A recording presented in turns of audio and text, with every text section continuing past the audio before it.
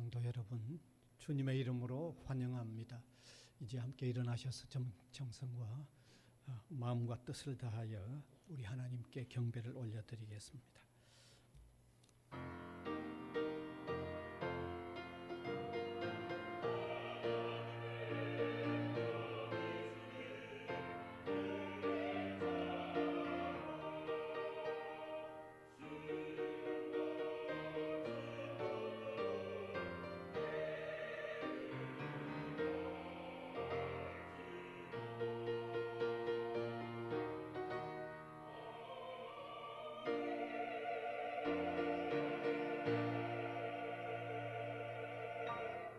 천지 만물을 창조하셔서 우리 인간이 삶의 혜택을 누리게 해주셨을 뿐만 아니라 우리 인간이 하나님을 등지고 죄의 길로 빠졌을 때에도 예수 그리스도를 보내주셔서 구원의 은총을 베풀어 주시는 무한하신 은혜의 주님, 무한하신 사랑의 주님, 감사를 드립니다.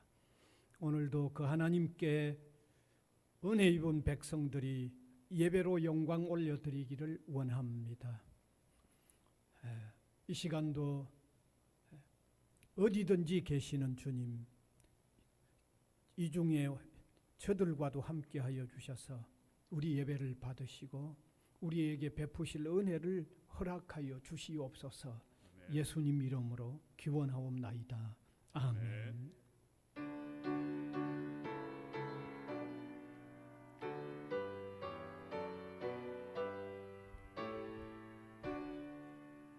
목소리 높여서 주 찬양하여라. 영광과 권세와 존귀와 위엄이 온누리 다스리시는 만왕의 왕께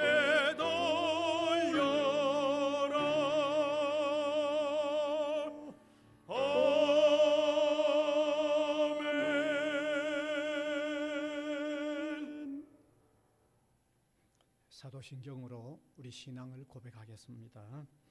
전능하사 천지를 만드신 하나님 아버지를 내가 믿사오며 그 외아들 우리 주 예수 그리스도를 믿사오니 이는 성령으로 잉태하사 동정녀 마리아에게 나시고 본디오 빌라도에게 고난을 받으사 십자가에 못 박혀 죽으시고 장사한 지 사흘 만에 죽은 자 가운데서 다시 살아나시며 하늘에 오르사 전능하신 하나님 우편에 앉아 계시다가 저리로서 산 자와 죽은 자를 심판하러 오시리라.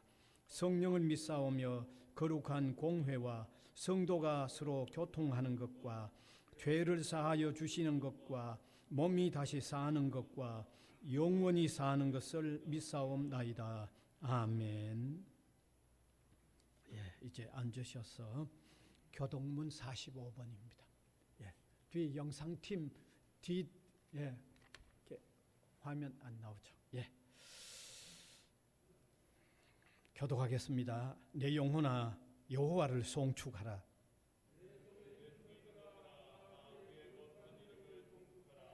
내 영혼아 여호와를 송축하며 그의 모든 은택을 잊지 말지어다.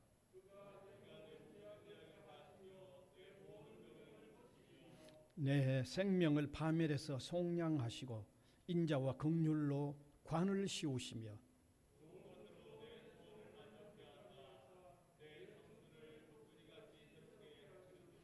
여호와는 긍휼이 많으시고 은혜로우시며 노하기를 더디하시고 인자하심이 풍부하시도다.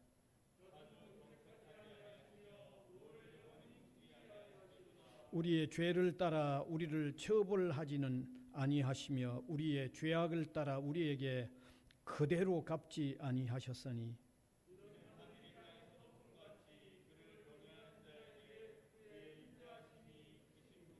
동이 쓰에서 먼 것 같이 우리의 죄과를 우리에게서 멀리 옮기셨으며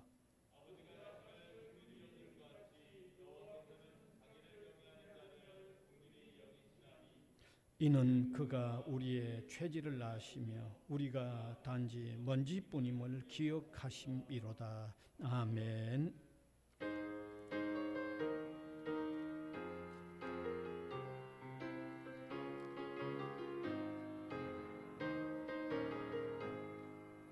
너 시험을 당해 죄 짓지 말고 너 용기를 다해 곧 물리시라. 너 시험을 이겨 새 힘을 얻고 주 예수를 믿어 늘 승리하라. 우리 구주의 힘과 그의 위로를 빌라. 주님 내 편에 서서 항상 도우시리. 내 친구를 삼가 잘 선택하고 너 언행을 삼가 늘 조심하라. 내 열심을 다해 늘 충성하고 온 정성을 다해 주 봉사하라. 우리 구주의 힘과 그의 위로를 빌라. 주님 내 편에 서서 항상 도우시리. 잘 이기는 자는 상 받으리니 너나 싶지 말고 늘 전진하라. 내 구세주께서 힘 주시리니 주 예수를 믿어 늘 승리하라. 우리 구주의 힘과 그의 위로를 빌라. 주님 내 편에 서서 항상 도우시리.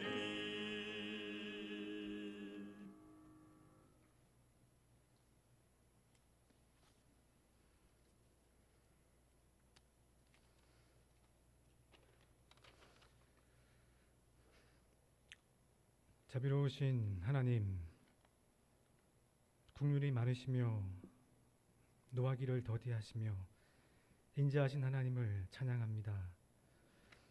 우리를 부르시어 하나님의 일에 참여하게 하신 감당할 수 없는 은혜에 감사드립니다.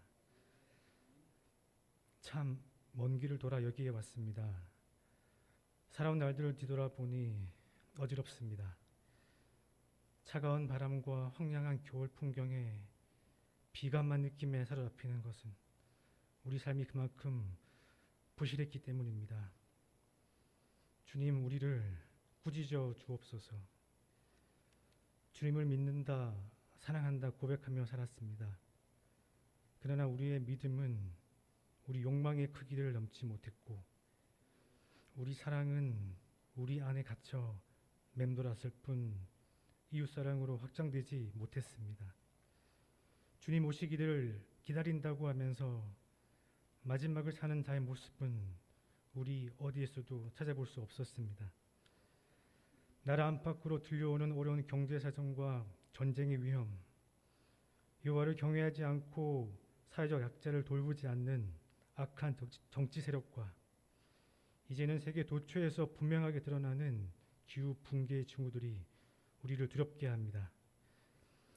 세상에 붙들리는 지식이 아니라 세상 욕망에서 자유케 하는 하나님의 지혜를 주옵소서. 우리 육체의 욕망에 따라 기도하는 것이 아니라 우리 육체가 하나님의 손과 발이 되기를 기도하며 하나님이 내 편이 되어 달라고 기도하는 것이 아니라 내가 하나님 편이기를 기도하는 참 신앙이 되게 하여 주옵소서. 빈손으로 맨몸으로 오셨기에 주님 자신을 십자가에서 우리에게 전부 주셨는데 우리는 한사코 전부이신 주님은 거부하고 주님 주실 것만 바라지 않았나? 우리의 안위와 풍요만을 기도 응답이라 여기며 살지 않았나? 두려운 마음으로 돌아봅니다. 이제는 더디더라도 바른 길을 가겠습니다. 우리의 삶이 되게 하겠습니다.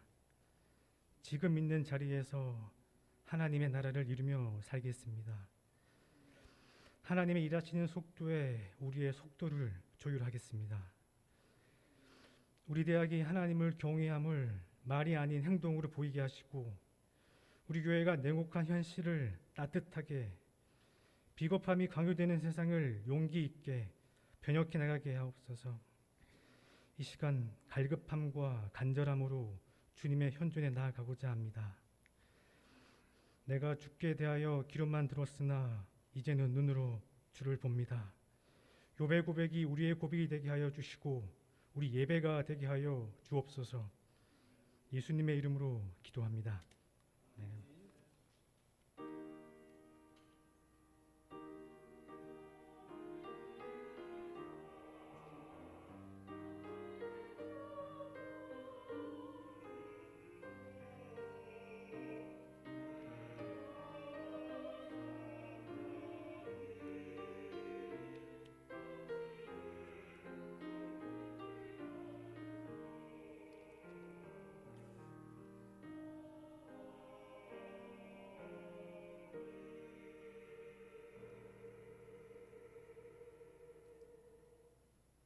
하나님의 말씀은 구약성경 10편 139편 13절에서 16절까지입니다. 구약성경 10편 139편 13절에서 16절까지 제가 한 절, 우리 회중이 한 절 교독해서 읽어 내려가겠습니다. 주께서 내 내장을 지으시며 나의 모태에서 나를 만드셨나이다.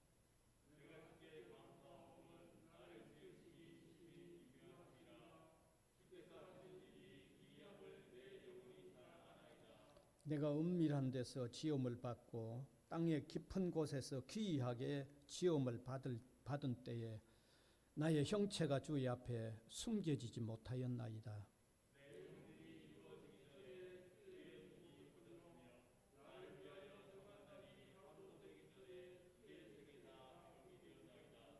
아멘.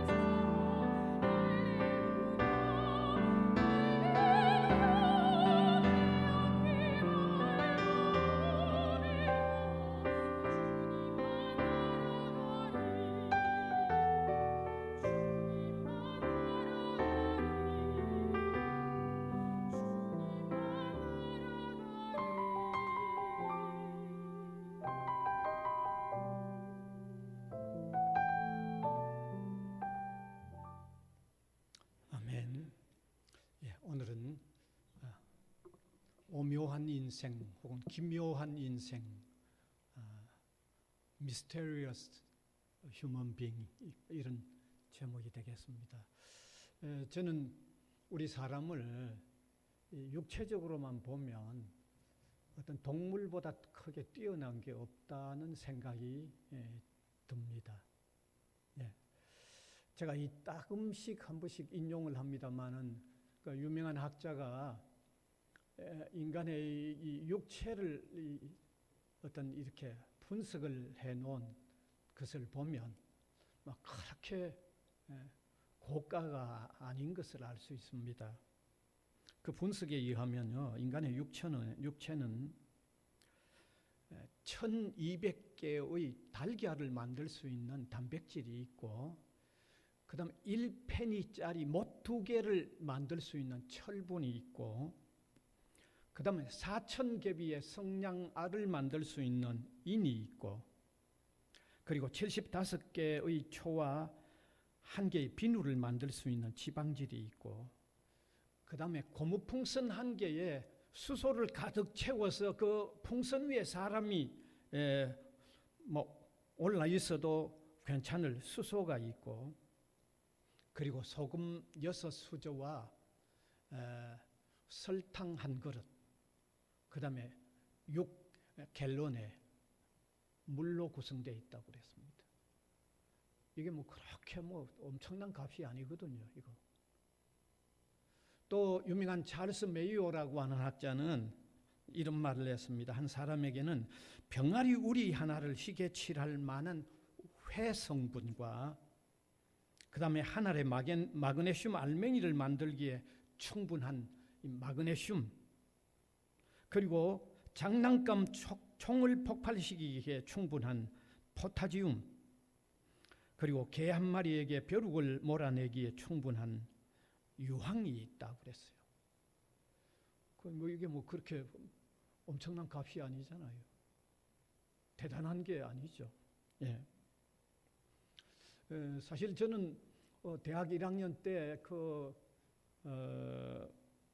김선근이라는 그 의사분이 저희 보건위생 과목이라는 과목을 담당하셨어요. 교회 장로님인데 서면에서 구포 쪽 가는데 정신신경과를 아주 좀 크게 운영했던 김선근 장로님이 보건위생이라고 하는 이런 과목을 담당했는데, 한 번은 강의를 하면서 가방을 열더니 해골을 가져와서 보여주더라고요. 얼마나 만졌는지 반질반질 또 윤이 나더라고요. 제가 그걸 보면서 참 사람이 별게 아니구나 하는 생각을 했죠. 그 다음에 제가 어떤 교회에 대학부를 인도했을 때 그 대학부를 졸업하고 서울에 있는 가톨릭 의대에 입학을 했던 한 학생이 있는데, 어느 해 방학 때 내려와가지고 저한테 보여줄 게 있다고 해서 이제 이렇게 따로 가보니까 가방을 여는데 뼈가 들어있어요. 저는 무슨 뼈인지 몰랐지, 무슨 뼈인지. 근데 그것도 얼마나 만졌는지 윤이 나가 반질반질한데 이게 사람 뼈라고. 요즘 같은 거 가지고 다니면 안 되겠죠. 아마 의대생이니까 인체 해부와 실험용으로 가지고 다니면서 저한테 보여줬는데, 참 그 자체만 보니까요, 참 사람이 정말 대단한 것 같지는 않아. 사람이 특별히 그렇게 고귀한 것 같지는 않아. 그런 육체적인 것만 보면 전혀 그렇지 않아요. 그런데 우리가 육체적인 요소를 좀 더 깊이 세밀히 들여다보면 또 인간은 아주 섬세한 구성을 이루고 있습니다. 우리 몸은 26조라고 하는 헤아리기 어려운 수많은 세포로 구성되어 있다고 하죠. 26조나 되는 세포로 되어 있다는 겁니다. 26조, 어마어마하죠. 그 다음에 사람의 그 뼈, 인체를 구성하고 있는 뼈는 262개라고 하죠. 232개, 62개가 아니고. 창자의 길이는 전부 6m 내지 혹은 7m 정도이고, 1분에 맥박이 72번 뛰고요. 혈액이 전신을 한 바퀴 도는 데는 23초 만에 온몸 전신을 돈다고 합니다. 그러면서 날마다 먹고 마시고 배설하면서 살아가고 있죠. 자, 이런 요소를 보면 그래도 인간은 몸은 상당히 좀 섬세하다. 생물학적으로 참 섬세하다는 생각은 해봅니다만은 이런 섬세함마저도 인간에게만 있는 건 아니잖아요. 동물도 이런 섬세함 다 가지고 있죠. 생물학적인 거기도 세포가 다 있고요. 예, 거기도 뼈가 있고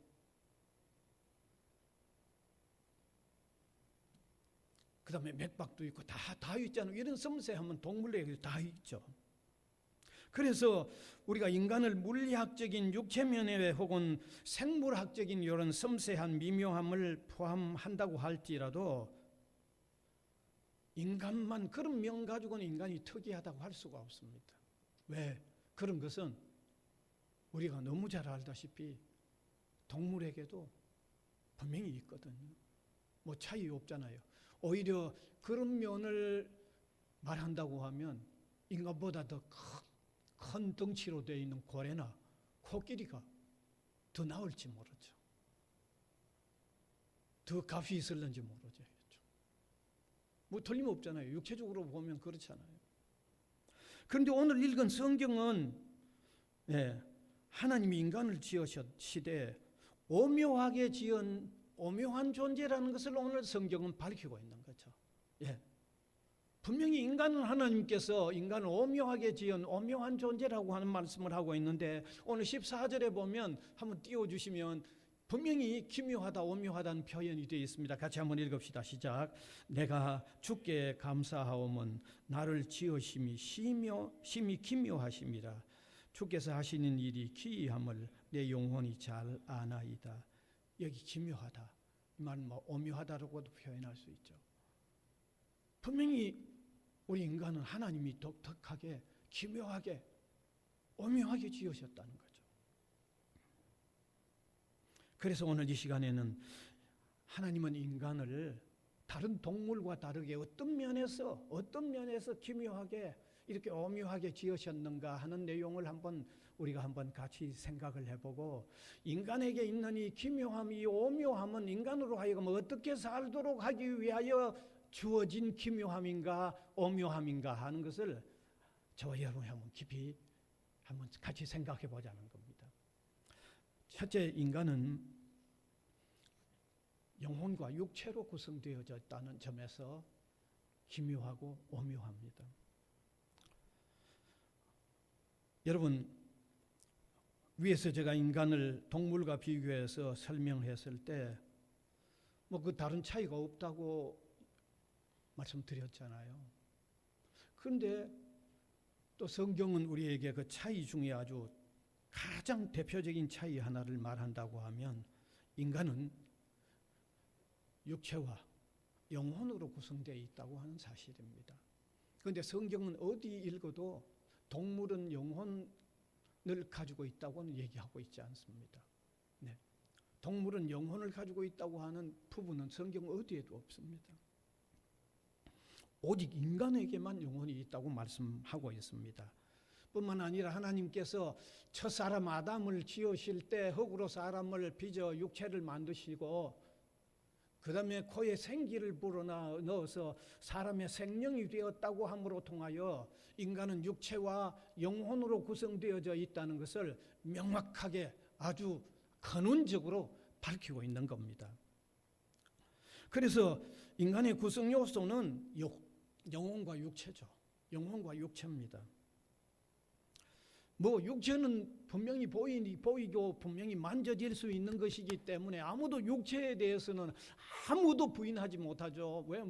보고 있게요. 만져지고 있기 때문에 누가 부인하겠어요. 그러나 영혼은 보이지 않기 때문에 혹 사람들 중에 그 좀 부인하려고 하지만은 그러나 일반적으로 거의 모든 사람이 영혼을 또 부정하지 않죠. 그 이유는 사람이 자기 자신을 가만히 들여다보아도 인간은 육체만은 아닌 것 같은 오히려 육체를 지배하고 있는 내부의 어떤 요소가 있는 것을 사람은 느끼기 때문이죠. 느끼기 때문이죠. 뿐만 아니라 우리 사람이 동물과 비교를 해보아도 분명히 어떤 다른 점은 틀림없이 있는데 그 다른 점은 아마도 영혼이 있기 때문에 다르다는 것을 넌저시 느낄 수 있기 때문입니다. 그러니까 많은 사람들이요, 뭐 합니까? 제사를 지내는 사람들도 영혼이 있다고 생각하니까 제사를 지내는 거고요. 전 세계적으로 어떤 신을 섬기는 사람들도, 예? 온갖 종류의 신을 섬기는 사람들도 영혼이 있다고 생각을 하니까 신을 섬기는 거잖아요.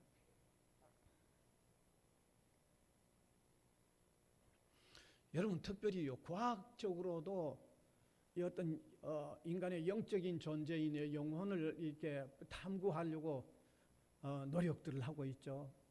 그 심령과학이라는 겁니다. 심령과학. 예. 제가 한때 또 여기 심취해서 여기 대한 글을 또 제법 읽었죠. 예.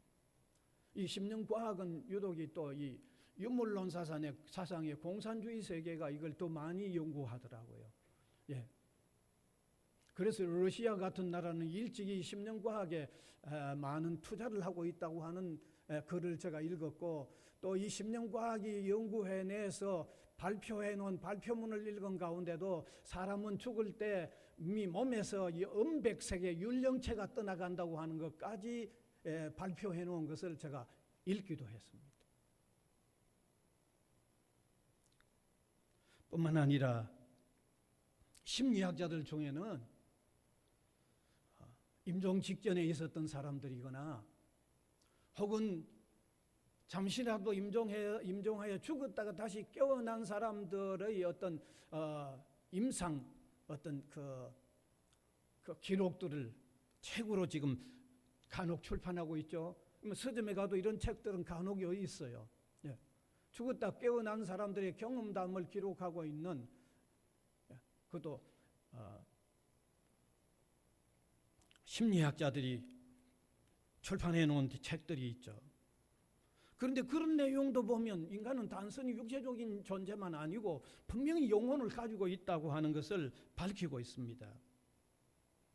자, 우리가 이러한 심령과학의 내용이나 혹은 죽었다가 다시 깨어난 사람들의 그 임상의 어떤 체험을 발표하는 이런 내용을 인용하지 않는다고 하더라도, 구태여 이런 부분을 읽지 않는다고 해도 성경은 분명하게 인간은 영혼과 육체로 이루어져 있다고 근원적으로 밝히고 있잖아요. 근원적으로. 예? 아주 명확하게 근원적으로 밝히고 있잖아요.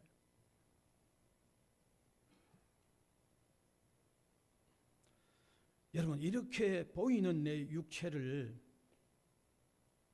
보이지 않는 영혼이 지배하고 조종하고 있다는 것은 이게 인생의 신비죠. 인간의 신비예요. 이게 인간의 오묘함이에요. 다른 동물에게는 찾아볼 수 없는 인간의 기묘함이죠. 이게 인간에게만 있는 귀함이죠. 그런데 이러한 인생의 기묘하고도 독특한 요소는 보이지 않는 하나님의 존재를 깨닫게 하는 요소라는 사실을 아시기 바랍니다.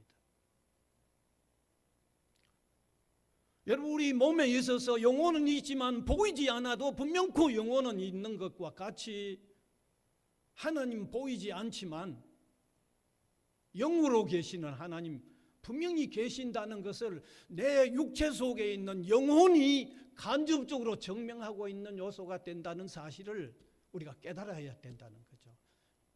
여러분, 우리 육체 속에 있는 영혼 안 보인다고 없습니까? 분명히 부인할 수 없잖아요. 그렇다고 하면 영으로 존재하는 하나님 보이지 않는다고 해서 존재하지 않는다고 얘기할 수 있을까요? 한 가지 더 말씀드리는 것은 인간은 영적인 존재가 반으로 이루어져 있다. 반은 육체라고 하면 반은 영적인 영혼으로 구성되어 있다고 하면 그 영혼은요, 그 영혼을 지으신 하나님을 향하게 되어 있다는 사실입니다.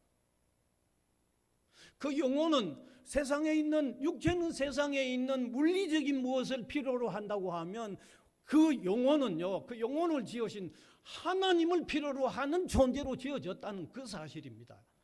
그러니까 인간은요, 영혼과 육체로 구성되어 있는 인간이라고 하면 반드시 하나님을 섬겨야만 그에게 진정한 만족이 있을 수 있다는 것을 우리가 이 사실로 통해서 이 인간이 영혼과 육체로 구성되어져 있다고 하는 이 기묘한 사실로 통해서도 이 시간에 우리가 깨달아야 되는 거예요.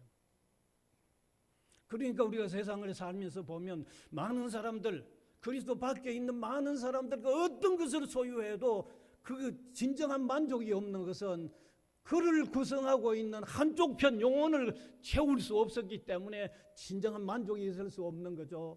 그러나 진실한 신앙의 사람들, 하나님과의 관계성 속에서 그를 채우고 있는, 그를 구성하고 있는 영혼을 만족하게 할 때 세상의 그 무엇보다도 그리스도 안에서 만족하다고 하는 진정한 고백은 인간의 기묘한 구성 요소, 영혼과 육체로 구성되어 있는 이 요소를 충족하기 때문이라는 것을 우리가 깨달을 수 있는 거예요. 그래서 우리가 믿음으로 살아야 하는 거예요. 하나님을 섬겨야 하는 거예요. 예. 이유가 너무 분명하잖아요. 너무 분명하잖아요. 그 다음에 두 번째 인간의 기묘한 요소는 자력에 의한 자력으로 존재하는 것 같으면서도 하나님을 의존해야만 하는 존재로 지음을 받았다는 사실입니다.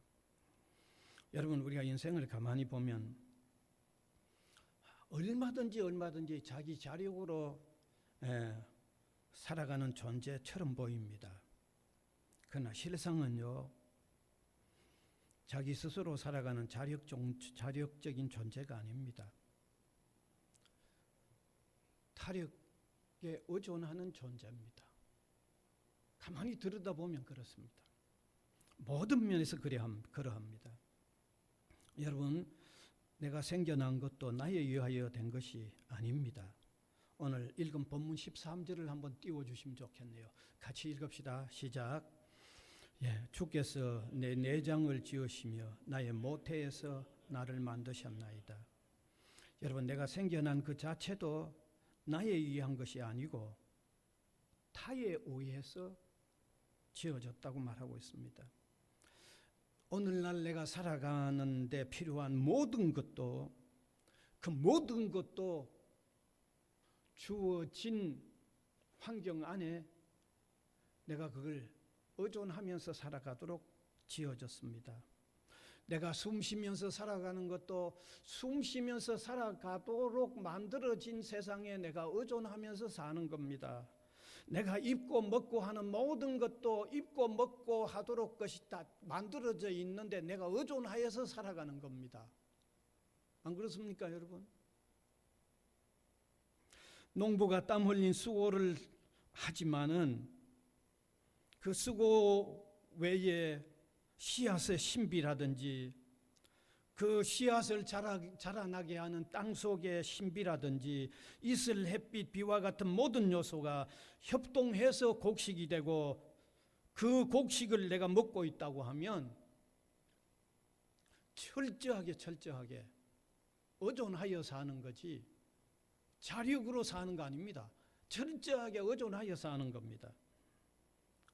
내가 먹어야 할 것을 만드는 사람의 만들어 놓는 것을 내가 의존해서 살아가고, 내가 입는 것도 입도록 만드는 사람이 있어서 내가 거기에 의존해서 살아가고, 내가 아플 때도 나를 고치는 어떤 의사가 있도록 된 곳에서 내가 의존해서 살아갑니다. 우리가 우리의 삶을 한번 가만히 돌아보면요, 자력적으로 사는 것 같지만 모든 것 하나하나, 조그만한 것 하나하나 모든 것까지도 다 자력이 아니에요. 의존하여 사는 거예요. 예. 반드시 의존하여 사는 거예요. 여러분, 이처럼 의존하여 사는 타력적인 삶을 살게 되어 있다는 것은 아주 역시 우리에게 아주 중요한 것을 깨닫게 합니다. 그것은 인간은 본질적으로 하나님을 의존하며 살아야 하는 존재라는 것을 깨닫게 해주는 거죠. 우리가 살아가면서 사소한 것, 작은 것 하나 다 의존하며 살면서 살아야 한다는 이 사실은 크게 보면 본질적으로 우리는요, 하나님을 의존하면서 살도록 만들어졌다는 겁니다.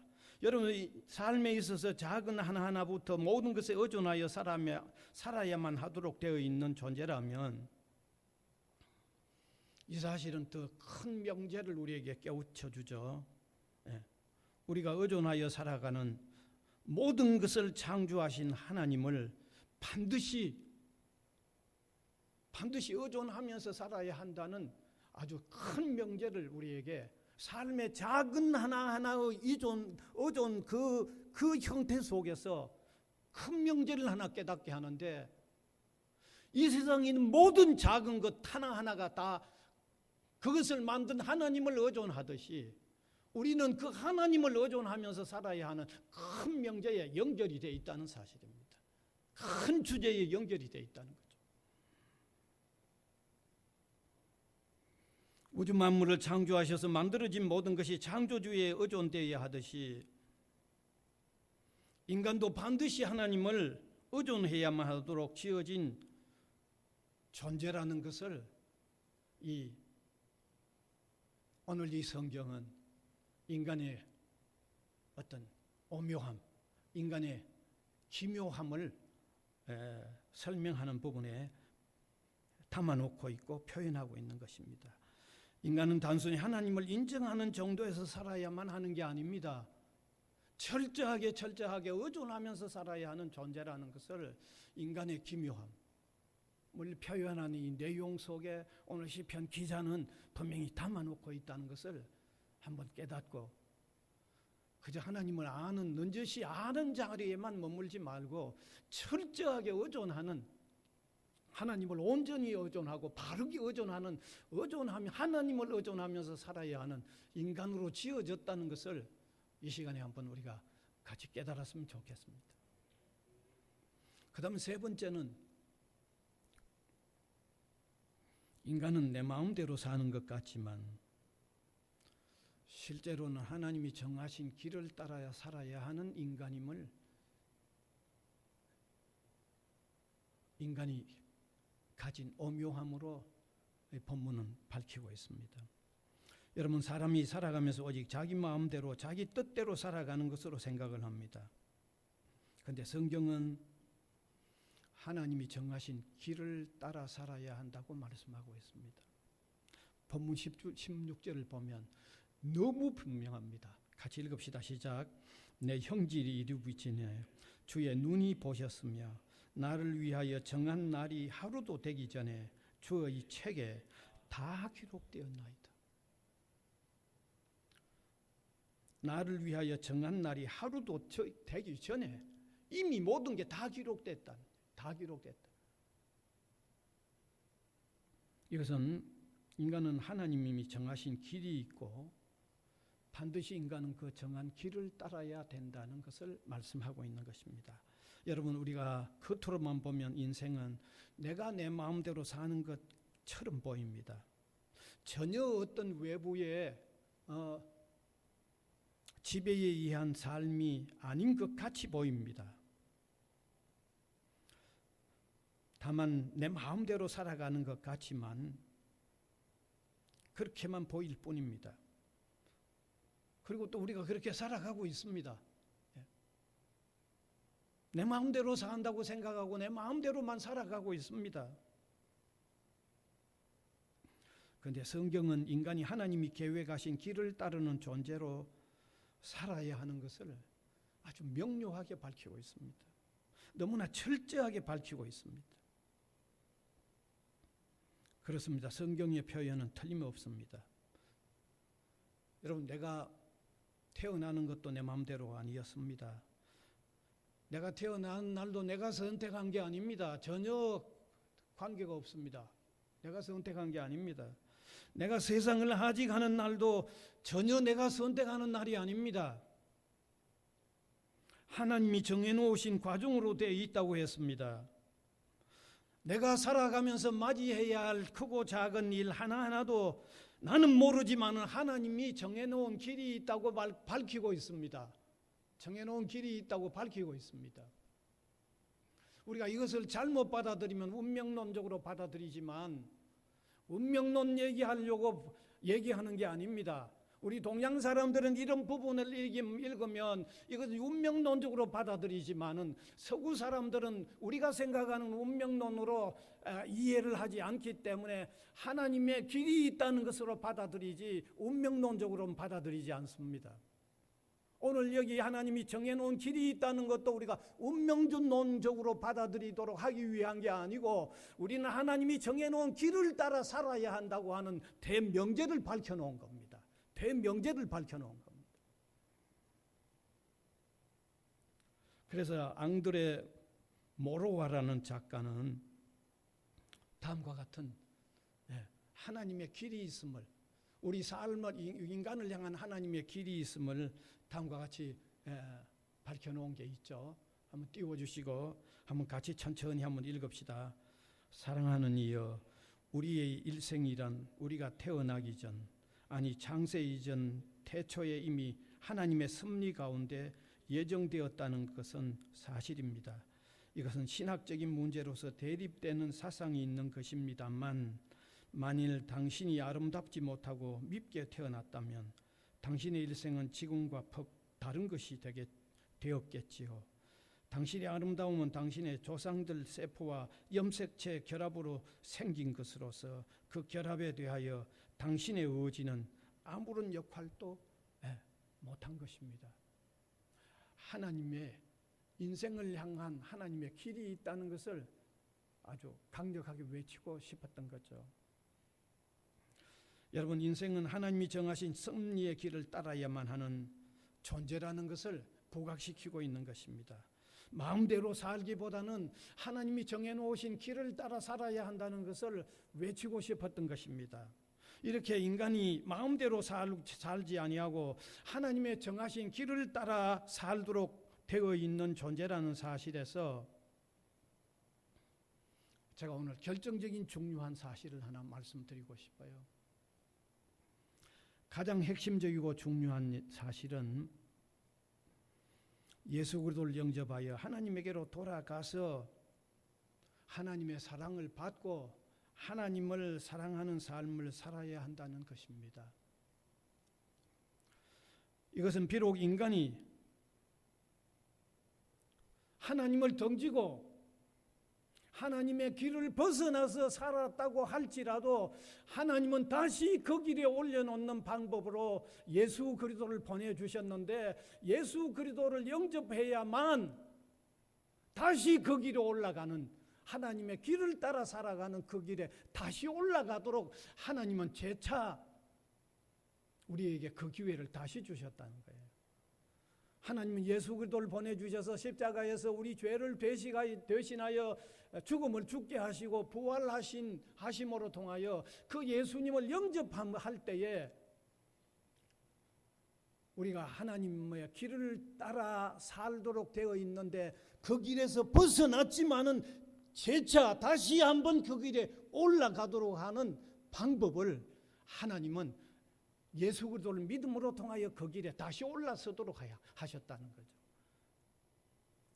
그러니까 우리가 가만히 생각해 보면요, 불신앙적으로 살고 하나님을 떠나서 사는 인생들은요, 그대로 하나님을 길을 따르는 것에서 벗어난 채 그냥 영원히 그 길로 가는 거예요. 그러나 그리스도를 영접하는 사람은 다시 하나님의 길을 따라 사는 그 길에 다시 올라서게 하신 거예요. 그러니까 오늘 아담 이후에 범죄한 인류로서 우리 개개인 한 사람 한 사람은 다시 하나님의 길을 따라 살도록 지어진 그 본래의 위치로 다시 돌아가서 그 본래의 길에 다시 서는 길은 다른 게 없습니다. 그리스도를 영접해야 돼요. 예수 그리스도를 믿어야 돼요. 그 길 외에는 다른 길은 없습니다.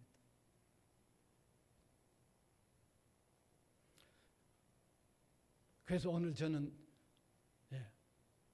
인간의 오묘함 세 가지를 말씀드렸는데 다른 동물에게는 없는 인간에게만 육체와 영혼으로 구성되어 있다는 사실로 통하여 자신 속에도 영혼이 있다고 하면 영으로 계신 하나님을 왜 부인해야 돼요? 인정해야 되죠. 뿐만 아니라 그 하나님을 인정하고 받아들일 때 그 영의 부분을 충족시킬 수 있는 행복한 삶을 살 수 있다고 하는 이 놀라운 사실을 먼저 깨닫고 그 다음에 두 번째로는 자력 존재인 것 같지만 철저하게 우리가 살아가는 작은 것 하나하나도 의존하면서 살아야 하는 의존적인 존재라고 할 때 그 명제를 우리가 크게 보면 반드시 하나님을 의존하는 삶을 살아야 한다는 것을 보여주고 있는 겁니다. 그 다음에 세 번째는 내 마음대로 사는 것 같지만 그렇게 살아서 안 되고 하나님이 정하신 길을 따라 살아야 한다는 겁니다. 그것은 하나님의 길을 따라 사는 데서 한번 벗어난 인생이라고 하면 다시 그 길을 찾는 것은 다른 길은 없습니다. 오직 예수 그리스도를 구주로 영접하는 이 길밖에는 없음을 깨닫고 그리스도를 영접한 사람은 다시 하나님의 길을 따라 사는 삶이라는 것을 한번 다시 인식하고 깨닫고 감사할 수 있기를 바랍니다. 바로 이러한 오묘한 인생임을 깨달은 다윗은 그 하나님을 피해서는 살 수 없다고 하는 아주 중요한 고백을 하고 있습니다. 오늘 시편 139편 1절에서 10절까지 제가 16절에서 19절까지 오늘 본문으로 설교를 했는데 다윗은 먼저 인간이 그런 기묘하게 지어진 존재라고 하면 결코 하나님을 피해서는 살 수 없는 반드시 하나님을 섬기는 삶을 살아야 한다고 하는 고백을 먼저 1절에서 10절에 밝히고 있습니다. 찬찬히 저와 함께 읽으면서 오늘 이 말씀을 마무리하겠습니다. 같이 읽읍시다. 여호와여 주께서 나를 살펴보셨으므로 나를 아시나이다. 주께서 내가 앉고 일어섬을 아시고 멀리서도 나의 생각을 밝히어 아시오며 나의 모든 길과 눕는 것을 살펴보셨으므로 나의 모든 행위를 익히 아시오니 여호와여 내 혀의 말을 알지 못하시는 것이 하나도 없으시니이다. 주께서 나의 앞뒤를 둘러싸시고 내게 안수하셨나이다. 이 지식이 내게 너무 기이하니 높아서 내가 능히 미치지 못하나이다.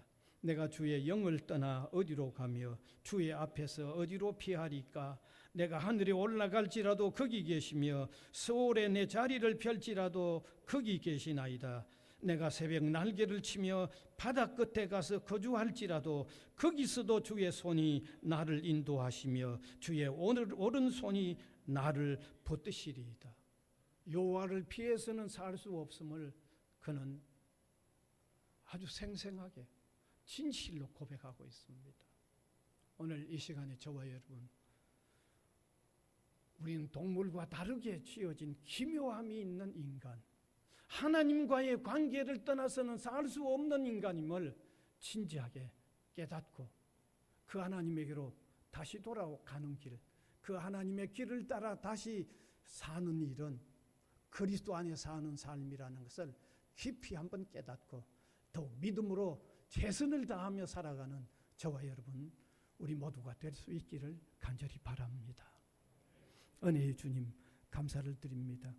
이 시간도 다윗이 고백한 기묘한 인생, 기묘한 인생의 내용을 깊이 깨달을 때 하나님을 피할 수 없고 하나님을 떠나서 살 수 없는 우리 인생임을 깊이 고백하는 이 고백을 함께 나누었습니다. 우리의 고백이 되게 하여 주시고 우리의 믿음이 되도록 인도하여 주시고 이 고백 안에서 누릴 수 있는 복된 삶이 우리 마음속으로 풍성하게 누려지는 주님의 자녀, 주님의 백성들이 되는 삶이 있게 하여 주시옵소서. 예수님 이름으로 기도하옵나이다. 아멘. 네.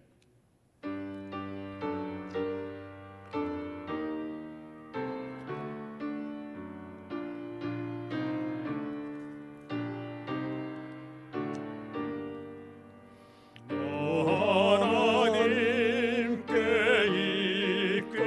이끌리어 일평생 조만 바라며 어려울 때 힘 주시고 언제나 지켜주시리. 주 크신 사랑 믿는 자 그 반석 위에 서리라. 너 설레는 맘 가다듬고 희망 중 기다리면서 그 은혜로 신 주의 뜻과 사랑에 만족하여라. 우리를 불러주신 주 마음에 소원하신다. 주 찬양하고 기도하며 내 몸부림 힘써다하라. 주 약속하신 모든 은혜 내게서 이루어지리라. 참되고 의지하는 자 주께서 기억하시리.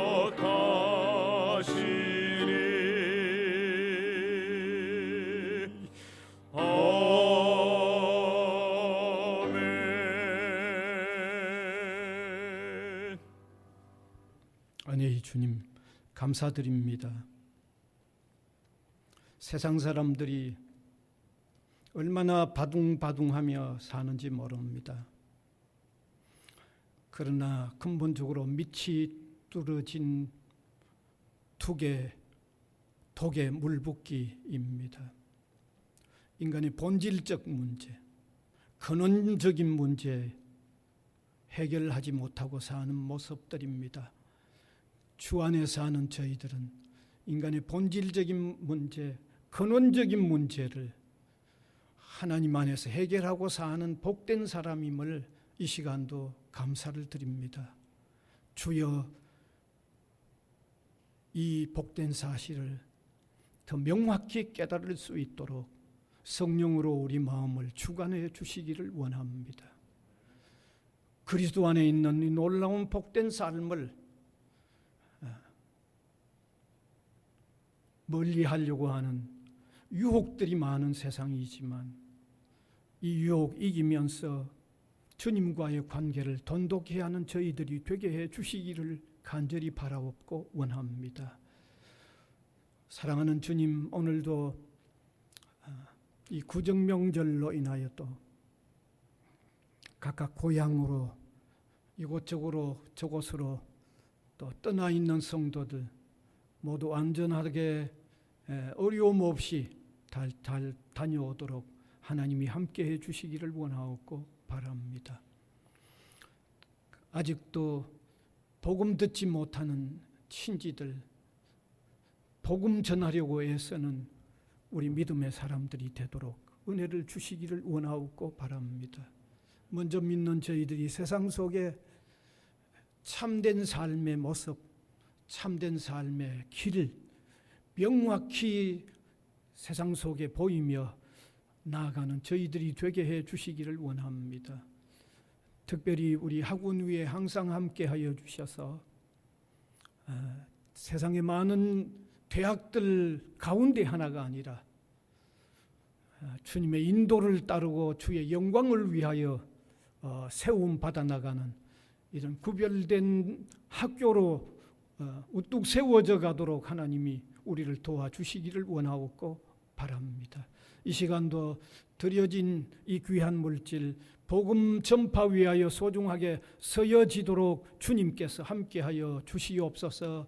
우리 성도들 영육간에 연약한 분들을 주님 굳건하게 붙잡아 주시고 강하게 붙잡아 주시기를 원하옵고 바랍니다. 그리스도 안에서 감사와 만족한 마음 때문에 삶의 재미가 새록새록 피어나는 이런 복된 삶이 되도록 은혜를 베풀어 주시옵소서. 감사를 드리옵고 예수님 이름으로 기도하옵나이다. 아멘.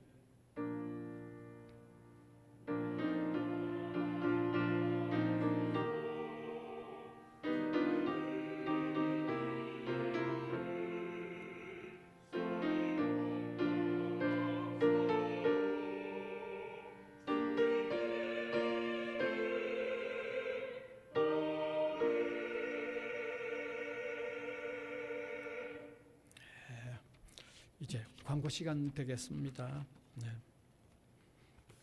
예배 시간은 그대로 잘 보시면 좋겠고요. 그다음 오늘 설 연휴로 식당에서 일을 하지 않아 가지고 빵을 준비했습니다. 반드시 받아가시면 좋겠습니다. 그다음에 생명의 삶 정기 구독 우리 김성수 집사님께 해주시면 됩니다. 그 외에 다른 특별한 건 없죠. 헌금 한번 보시고 혹시 누락이 된 분 있으면 알려주시면 되겠습니다. 그러면 함께 일어나셔서 635장 찬송 드리겠습니다.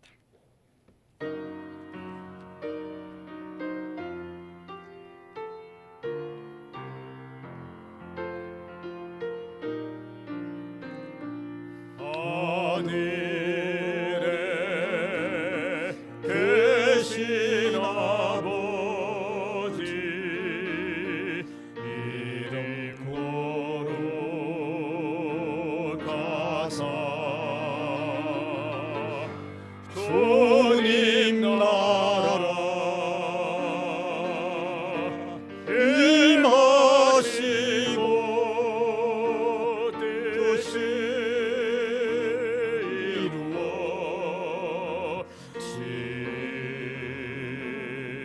이루어지나 일용할 양식 주시고 우리들의 큰 죄 다 용서하옵시고 또 시험에 들게 하시고 악에서 구원하소서. 내게 주의 나라 주의 권세 주의 영광 영원히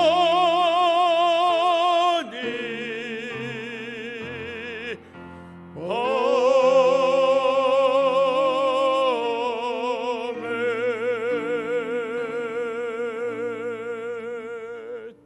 우리 구주 예수 그리스도의 은혜와 하나님 아버지의 무한하신 사랑하심과 성령님의 감화 감동 교통해 나가시는 역사가 예배로 영광을 올려드리는 주님의 백성들 한 사람 한 사람 위에와 복음을 위하여 세워진 이 기관 위에 항상 함께 있을지어다. 아멘.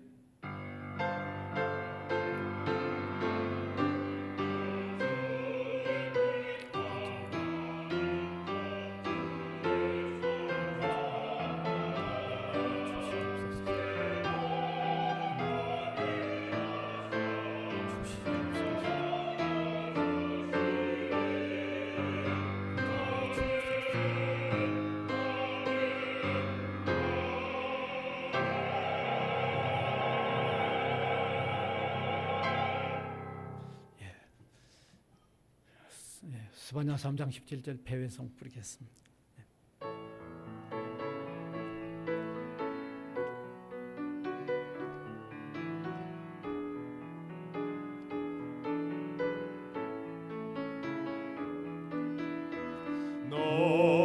하나님 여호와가 너희 가운데 계시니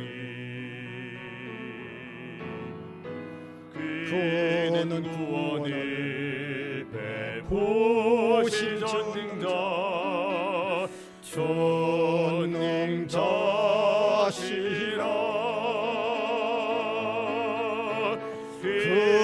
그가 너로 인하여 기쁨이 이기지 못하시며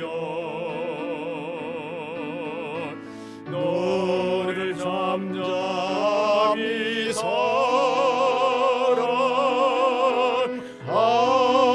사랑하시며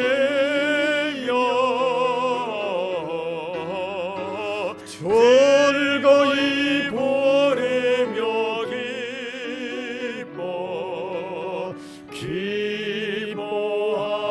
기뻐하시리라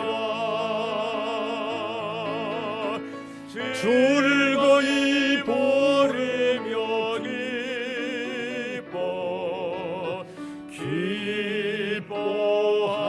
기뻐하시리라